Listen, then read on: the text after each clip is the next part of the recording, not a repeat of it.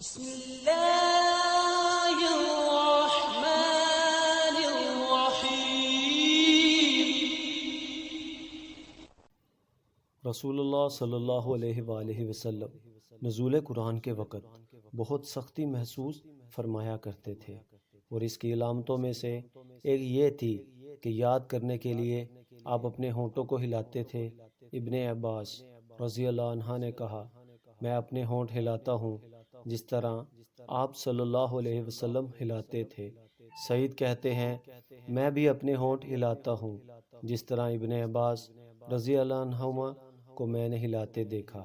پھر انہوں نے اپنے ہونٹ ہلائے۔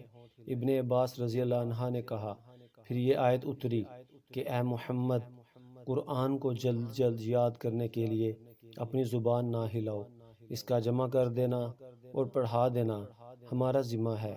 حضرت ابن عباس رضی اللہ عنہ کہتے ہیں، یعنی قرآن پاک آپ صلی اللہ علیہ وآلہ وسلم کے دل میں جما دینا اور پڑھا دینا ہمارے ذمہ ہے۔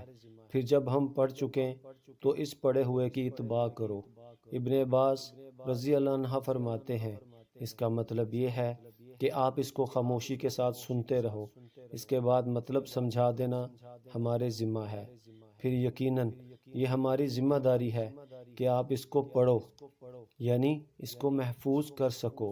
چنانچہ اس کے بعد جب آپ کے پاس حضرت جبرائیل علیہ السلام وحی لے کر آتے تو آپ صلی اللہ علیہ وسلم توجہ سے سنتے۔ جب وہ چلے جاتے تو رسول اللہ صلی اللہ علیہ وسلم اس وحی کو اسی طرح پڑھتے جس طرح حضرت جبرائیل علیہ السلام نے اسے پڑھا تھا۔